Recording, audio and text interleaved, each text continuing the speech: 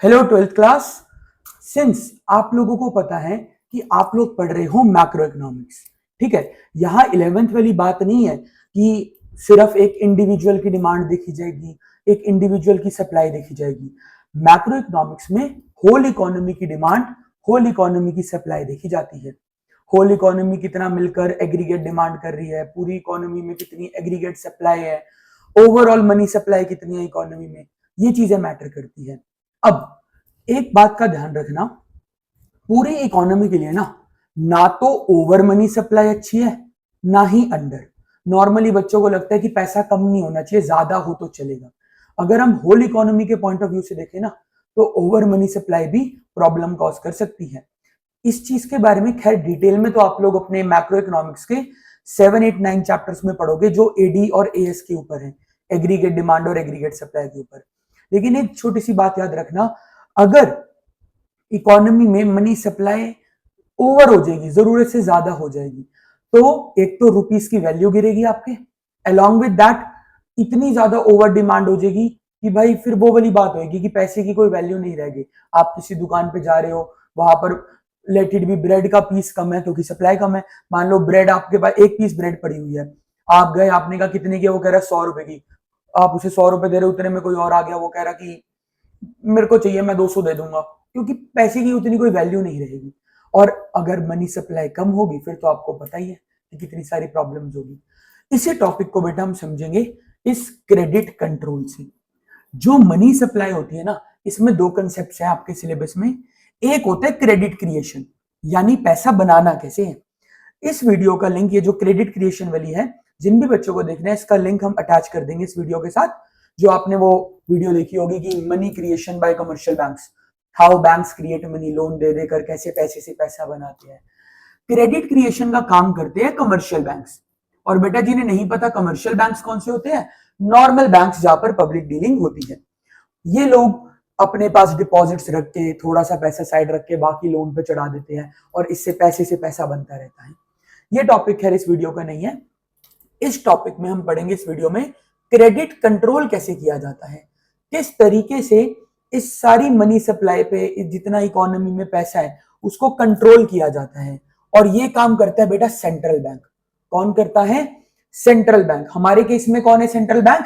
RBI, reserve bank of India. इस video में हम डिटेल में इसी टॉपिक के बारे में पढ़ेंगे कि क्रेडिट कंट्रोल क्या होता है। और बेटा बोर्ड्स के अंदर क्रेडिट कंट्रोल से क्वेश्चन आएगा ही आएगा। इस चैप्टर में ये दो ही टॉपिक इंपॉर्टेंट है, ठीक है, बैंकिंग चैप्टर में मेजरली। एक तो credit creation by commercial banks, दूसरा क्रेडिट कंट्रोल बाय आरबीआई, और एक वो फंक्शंस ऑफ सेंट्रल बैंक। अब ध्यान से देखना भाई, credit control by central bank का क्या टॉपिक है। जो देश का, किसी भी देश का सेंट्रल बैंक होता है, मेन बैंक, वो कई अलग अलग प्रकार की टेक्निक्स लगाता है, मेथड्स लगाता है, टैक्टिक्स यूज करता है, जिससे कि वो कंट्रोल कर पाए मनी की सप्लाई इकोनॉमी में। क्योंकि आपकी इकोनॉमी के लिए, आपके देश के लिए, जहां पे भी आप हो, ना तो ओवर मनी सप्लाई अच्छी है, ना ही अंडर मनी सप्लाई अच्छी है। तो आरबीआई हमारे केस में, इंडिया के केस में, पूरा ध्यान रखता है कि भाई वो उस मनी सप्लाई को कंट्रोल करके रखे ताकि फेवरेबल रहे सारी सिचुएशंस। अगर भाई वही नॉर्मल सी बात है, अगर नॉर्मल बच्चे ये सोचते हैं कि यार अगर ज्यादा पैसा हुआ तो क्या मार है, बेटा वो माइक्रो इकोनॉमिक्स का कंसेप्ट है कि आपके पास ज्यादा हो तो कोई दिक्कत नहीं है। लेकिन अगर पूरी इकोनॉमी में जरूरत से ज्यादा पैसा हो जाएगा ना, तो फिर रुपीस की वैल्यू भी फॉल करेगी, अलोंग विद दैट मतलब पैसे की कदर नहीं रहेगी, उसकी वैल्यू गिरेगी, फॉरेन एक्सचेंज रेट्स में भी गड़बड़ होगी आपकी। और इतनी ओवर सप्लाई से क्या होगा, कॉमोडिटीज महंगी हो जाएगी, जो भी गुड्स और सर्विसेज है वो महंगे हो जाएंगे। फिर वो वाला सिनेरियो होगा कि लाइक फॉर एग्जांपल किसी देश में ब्रेड, दूध, बटर, ऐसी चीजें भी भाई for example thousands of rupees में आ रही है। और कायदे से यही क्रेडिट कंट्रोल का कंसेप्ट वो भी बच्चों का एक बेसिक डाउट क्लियर कर देता है कि जी अगर देश में गरीबी है तो आरबीआई नोट क्यों नहीं छाप लेता, वो तो अपनी अथॉरिटी है। ऐसा नहीं होता, ठीक है। बहुत बच्चों ने बचपन में सोचा होगा, और तुम्हारे जो दोस्त वगैरह है जो कॉमर्स स्ट्रीम के शायद नहीं है, आर्ट्स की स्ट्रीम के नहीं है, वो तो सोचते होंगे कि भाई अगर देश में गरीबी है तो गवर्नमेंट नोट, तो आरबीआई तो अपना ही है, उसे को जितने मर्जी नोट छाप दे, लोगों में बांट दे, हेलीकॉप्टर से फवारे करवाए भाई, सबके ओपन फ्लरिशिंग हो रही है नोट्स की, जिसको जितने उठाने उठा लो, वैल्यू गिर जाएगी।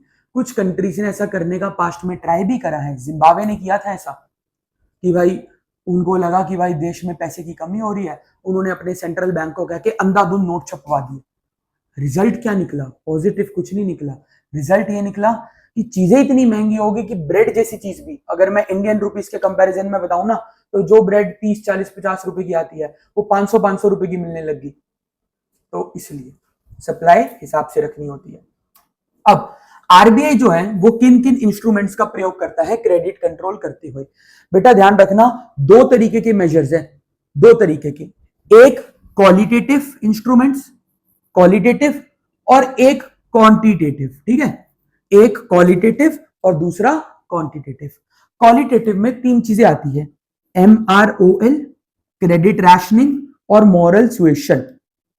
क्या फर्क है दोनों में? सुनो, क्वालिटेटिव इंस्ट्रूमेंट्स में आरबीआई ना कोई रेट सेट नहीं करता, कोई न्यूमेरिकल वैल्यू की बात नहीं होती क्वालिटी में। उसमें बस ये होता है कि आरबीआई अपनी जनरल गाइडलाइंस देता है। एमआरओएल की फुल फॉर्म क्या होती है? साथ में लिख लेना, जैसे इस वीडियो को नोट करोगे ना, यह साथ में लिख लेना, मार्जिन रिक्वायरमेंट्स ऑफ लोन या मार्जिनल रिक्वायरमेंट्स ऑफ लोन। आसान शब्दों में मतलब, अभी डिटेल में भी पढ़ेंगे कि लोन लेने के लिए कितना सिक्योरिटी आपको गिरवी रखना पड़ेगा, क्रेडिट रैशनिंग और फिर मॉरल सुएशन, ये तीनों चीजें भी हम पढ़ेंगे। इधर क्वांटिटेटिव इंस्ट्रूमेंट्स जो लिखे हुए हैं, इनको क्वांटिटेटिव पहली बात क्यों कहा जाता है? क्योंकि ये प्रॉपर कुछ रेट्स है, क्वांटिटीज वाले नंबर है, 2%, 4%, 5%, इनको कम ज्यादा करके भी आरबीआई जो है वो क्रेडिट कंट्रोल करता है। अभी सुनने में घबराना मत, इसकी ट्रिक बताऊंगा, सारे एक बारी में हो जाएंगे। ठीक है, फुल फॉर्म्स लिख लो फिलहाल यहां पर। बीआर होता है बेटा bank rate, RR repo rate, triple R reverse repo rate, CRR cash reserve ratio, SLR statutory liquidity ratio, और लास्ट में लिखा हुआ है OMO ओपन मार्केट ऑपरेशंस। अगर अभी नहीं भी लिखना तो आगे वीडियो में बने रहिए, यहां पर सारा का सारा हमने इन डिटेल ये वाला टॉपिक भी और ये वाला टॉपिक भी सारा पढ़ना है। पहली बात भाई, जो बच्चा सोच रहा है कि हम इस टॉपिक को छोड़ जाएंगे, गुजारा नहीं होगा। रीजन मीन आपके मैक्रो इकोनॉमिक्स में चैप्टर 6 का ये टॉपिक है, उसके अलावा जो आपका 7, 8, 9 चैप्टर है ना, उसके अंदर भी इसका लॉजिक आएगा, और 9th चैप्टर में तो बहुत ही ज्यादा आएगा। तो मल्टीपल चैप्टर्स में टॉपिक आपके पास आना है। एग्जामिनर 90% इंडियन स्कूल्स के अंदर, सीबीएसई स्कूल्स के अंदर जो भी एक्सटर्नल एग्जामिनर आपका वाइवा लेने आएंगे ना, वो इससे क्वेश्चन जरूर पूछते हैं, जरूर से जरूर। मतलब अगर उन्होंने एक बच्चे से 4 क्वेश्चन पूछने हैं ना, एक क्वेश्चन यहां से होगा ही होगा कि भाई इन रेट्स पे कुछ बताओ। और मेजॉरिटी स्कूल्स में तो शायद प्रैक्टिकल फाइल्स भी इन्हीं पे बनवाई होगी। तो इस वीडियो के एंड तक आपको सारा कुछ समझ आ जाएगा। पहले इसको फटाफट से बेटा नोट करिए। अब ये देखिए भाई, पहला क्वालिटेटिव इंस्ट्रूमेंट्स, बड़े इजी पॉइंट्स है यार, इजीली आपको समझ आएंगे। ठीक है, qualitative instruments of credit control. पहला क्वालिटेटिव इंस्ट्रूमेंट क्या है बेटा? MROL। MROL stands for margin या फिर मार्जिनल रिक्वायरमेंट्स ऑफ लोन। अब MROL क्या होता है भाई? आपको इतनी बात पता होगी कि जब आप बैंक से लोन लेते हैं तो आपको कुछ ना कुछ कोलेटरल रखना पड़ता है, कुछ ना कुछ मॉर्गेज रखना पड़ता है, कुछ ना कुछ गिरवी रखना पड़ता है एज अ सिक्योरिटी कि आप पैसा वापस करोगे, अगर नहीं करोगे तो बैंक वाले उसको सेल कर देंगे अपना लॉस पूरा करने के लिए। अब इसी गैप को नॉर्मली क्या होता है भाई, लोन अमाउंट जितना कोलेटरल पूरा नहीं होता, अक्सर जो कोलेटरल सिक्योरिटी होती है ना, वो लोन अमाउंट से थोड़ी ज्यादा ही होती है, कुछ केसेस में कम भी होती है। तो वो जो गैप है ना, आपको कितने का लोन मिल रहा है और आप कितने की सिक्योरिटी गिरवी रख रहे हो, उस गैप को, उस डिफरेंस को MROL बोला जाता है, marginal requirements of loan. Example के तौर पे अगर मान लो कोई गोल्ड लोन ले रहा है बैंक से, गोल्ड लोन। अब अगर फॉर एग्जाम्पल गोल्ड की वैल्यू 60,000 है, 60,000, तो बैंक उसको उससे थोड़ा कम का ही लोन देगा। मतलब अगर 60,000 रुपए का गोल्ड है ना, तो बैंक उसको 50,000 रुपए तक का लोन दे देगा। ये गैप कितना हुआ? 60,000 का सोना गिरवी रखा, लोन मिला 50,000, वो गैप जो है 10,000, वो MROL कहलाता है।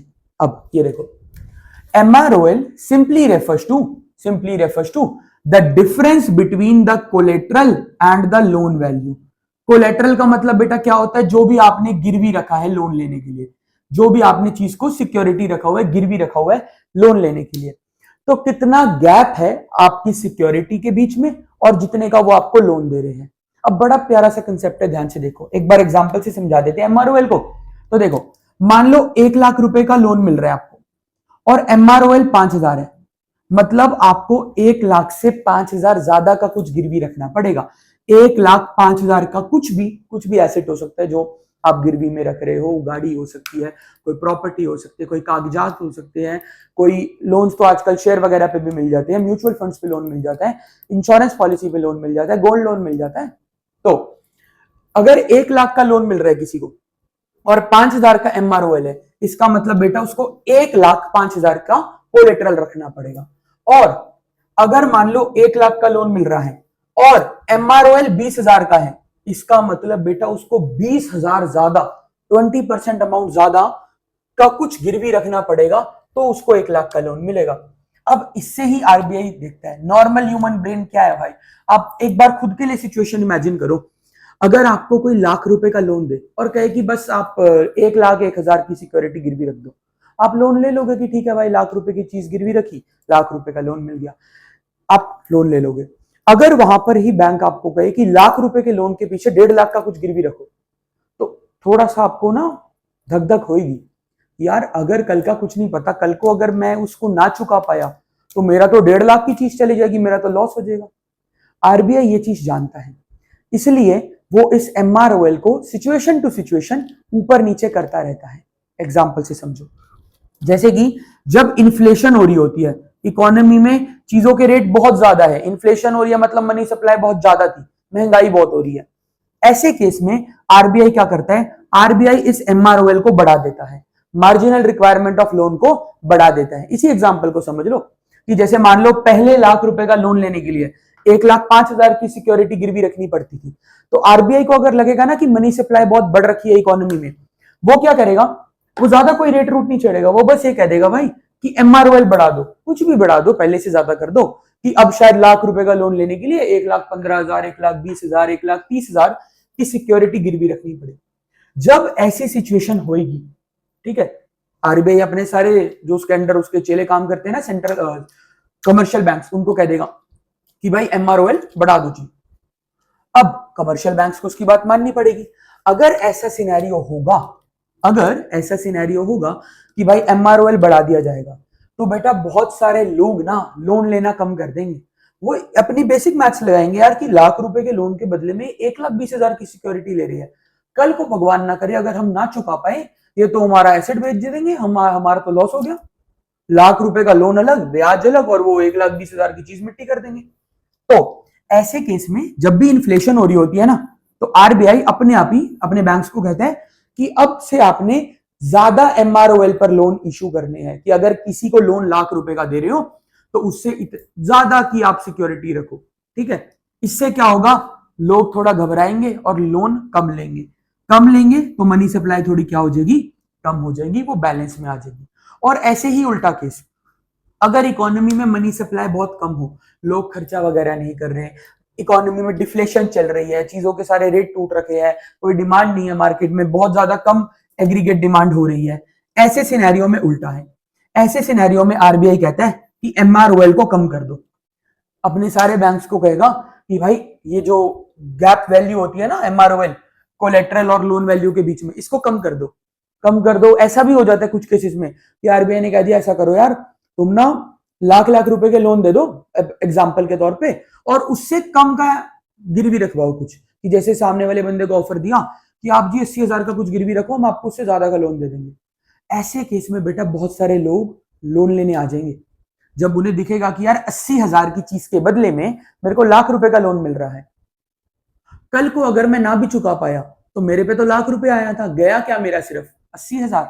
ऐसे में लोग पंप होके लोन लेंगे, और यार जब लोन का अमाउंट लेंगे, घर रखने के लिए तो ले नहीं रहे, उसको इकोनॉमी में कहीं ना कहीं तो डालेंगे, खर्चा ही करेंगे कम से कम, तो इकोनॉमी तो चलती है ऐसे है, एक बंदे का खर्चा दूसरे की कमाई, तो उससे क्या होगा, उससे मनी सप्लाई बढ़ जाएगी। एग्जाम्पल के तौर पर अब इसी एग्जाम्पल को हम थोड़ा उल्टा समझ लेते हैं। मान लो, या एक और एग्जाम्पल मैं बताता हूं, मान लो पहले लाख रुपए का लोन लेने पर 1,20,000 की चीज गिरवी रखनी पड़ती थी। तो जिन्हें बहुत मजबूरी होती थी ना, वही लोन लेते थे।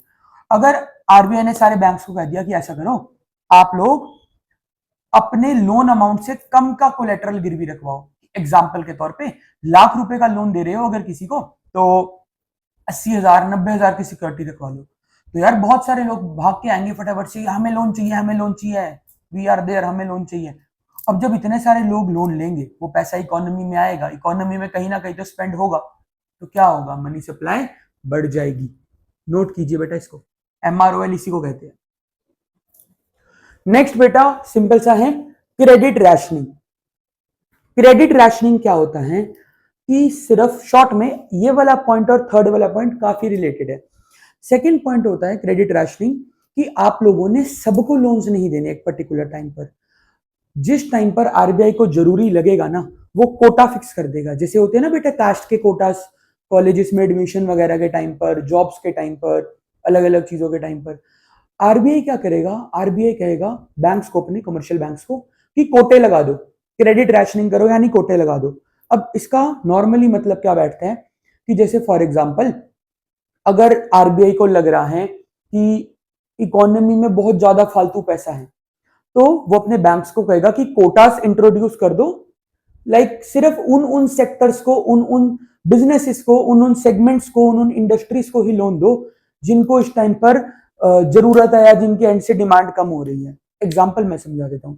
फॉर एग्जाम्पल अगर एक डेटा प्रॉपर निकाला आरबीआई ने, वो कह रहा है कि भाई इस टाइम पर देश में सारी की सारी इंडस्ट्रीज बहुत ज्यादा बूम कर रही है, बहुत ज्यादा फ्लरिश बिजनेस हो रहा है, सिवाय टेक्सटाइल इंडस्ट्री के। एग्जाम्पल है टेक्सटाइल यानी कपड़ों की इंडस्ट्री। तो आरबीआई देखेगा कि यार बाकी सारे तो बहुत ज्यादा अंधा कर रहे हैं, ठीक है। आरबीआई क्या करेगा, ऐसे टाइम पर जब उसे लगेगा कि बाकी बिजनेसेस बहुत ज्यादा ही कमा रहे हैं, उससे मनी सप्लाई बहुत ज्यादा बढ़ रही है इकोनॉमी की, तो आरबीआई कमर्शियल बैंक्स को कहेगा क्रेडिट रैशनिंग करो, कोटाज इंट्रोड्यूस कर दो। कोटे के अंदर क्या करना है, बाकी सारे सेगमेंट्स के लोन्स होल्ड कर दो, कम कर दो, सिर्फ और सिर्फ जो अभी तंग चल रहे हैं टेक्सटाइल वाले, टेक्सटाइल से रिलेटेड कोई भी बिजनेस वाला, कोई भी इंडस्ट्रियलिस्ट, कोई भी दुकानदार अगर टेक्सटाइल की इंडस्ट्री का है, कपड़ों का उनका कोई काम है किसी भी तरीके से, सिर्फ उनके बिजनेस लोन्स आप अप्रूव करो, बाकियों के होल्ड करो, डिले करो, एप्लीकेशन 3-4 महीने की प्रोसेसिंग में डाल दो, और यही अगर कोई टेक्सटाइल वाला आ जाए तो उसे फटाफट से लोन दे दो। ये चीज होती है क्रेडिट रैशनिंग। कोटे फिक्स कर देना। कोटा क्या होता है भाई, कि किसी एक सेगमेंट को प्रायोरिटी देना, किसी को ना देना। Credit rationing refers two fixation of credit quotas, कि भाई सबको लोन नहीं देना, कोटे वालों को ही देना है, अलग अलग सेक्टर्स के लिए, इकोनॉमी के अलग अलग बिजनेस के लिए, अलग अलग इंडस्ट्रीज के लिए, अलग अलग सेगमेंट्स के लिए। एग्जांपल जैसे जब इन्फ्लेशन हो रही होती है, बहुत ज्यादा महंगाई हो रही होती है, तो आरबीआई इन कोटास को इंट्रोड्यूस कर देते हैं और बैंक्स को, अपने कमर्शियल बैंक्स को बोलता है भाई कि सबको लोन नहीं देने, अब थोड़े टाइम होल्ड करो, डिले कर दो, किसी भी तरीके कुछ भी, मतलब ऐसा करो कि सामने वाले लोग जो है वो लोन कम दे। कोई आए कि जी मेरा अगले हफ्ते मेरा ऑर्डर लगना है, मेरे को जरूरत है, तो हम तो 3 महीने बाद देंगे, अगला सामने से 4 गाली देके साइड हो जाएगा, नहीं चाहिए, ठीक है। ऐसे डिले कर दो, किसी की इतनी ज्यादा फॉर्मेलिटीज बढ़ा दो डॉक्यूमेंटेशन की कि सामने वाला बंदा ही मना कर दे, ठीक है।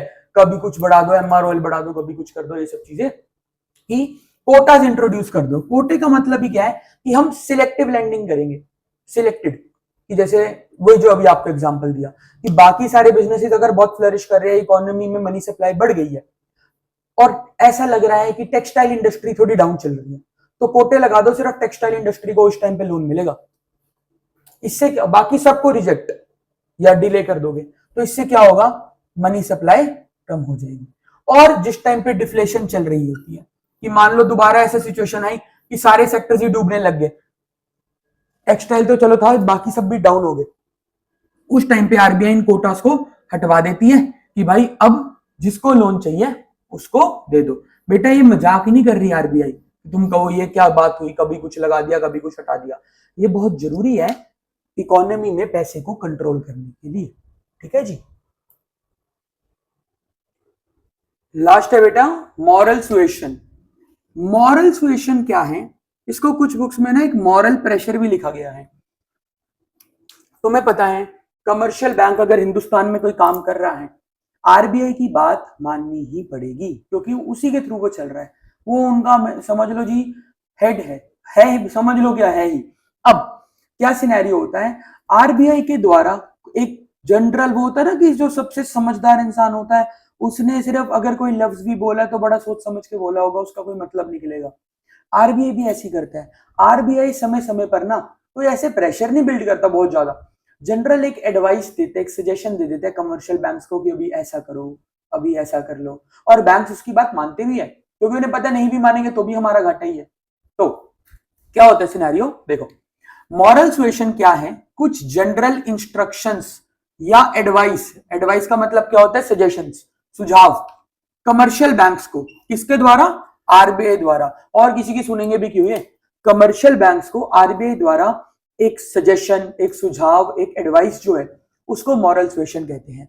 अब जैसे आरबीआई जनरली क्या करता है, जब आरबीआई को दिख रहा होता है कि इन्फ्लेशन हो रही है, महंगाई हो रही है, आरबीआई अपने बैंक्स को कह देता है भाई थोड़ा स्ट्रिक्ट हो जाओ, थोड़ा स्ट्रिक्ट हो जाओ। स्ट्रिक्ट हो जाओ मतलब सिर्फ सिलेक्टिव लेंडिंग करो, कि अगर मान लो आपके पास दिन में 100 एप्लीकेशन आ रही है ना लोन की, आपने 2 पास करनी है, रिजेक्ट, कुछ भी करो, मतलब इनडायरेक्टली और डायरेक्टली कुछ भी करो, आप लोन कम दो। जिस टाइम पे इन्फ्लेशन हो रही है, ऑलरेडी इकोनॉमी में बहुत ज्यादा मनी सप्लाई है, उसको बैलेंस करना है, तो सिलेक्टिव हो जाओ भाई, थोड़े सख्त हो जाओ, कोरे हो जाओ, कुछ भी करो भाई। कोई लोन लेने आया फॉर एग्जाम्पल 1 लाख का, मान लो कोई बंदा, एग्जाम्पल के तौर पे, ठीक है भाई, जस्ट इमेजिन अ सिचुएशन, कोई बंदा आया कि मेरे को पर्सनल लोन चाहिए 1 लाख का, नेक्स्ट मंथ मेरी वाइफ की डिलीवरी है फॉर एग्जाम्पल, कह रहे हाँ मिल जाएगा, पर पर्सनल लोन आपको 1 लाख का, एक तो जी मिलेगा लेकिन 3 महीने बाद। वो कहेगा भाई तब तक तो बहुत कुछ हो जाएगा, तो 4 गाली दे के जाएगा वो बंदा, ठीक है। इसी तरीके से कोई बंदा आया, उसको इमरजेंसी में लोन चाहिए भाई कम टाइम पीरियड में, उन्होंने डॉक्यूमेंटेशन ही उसकी रख दी भाई 2 हफ्ते टाइम, 2 हफ्ते बाद अप्रूव होगा, वो भी देखेंगे।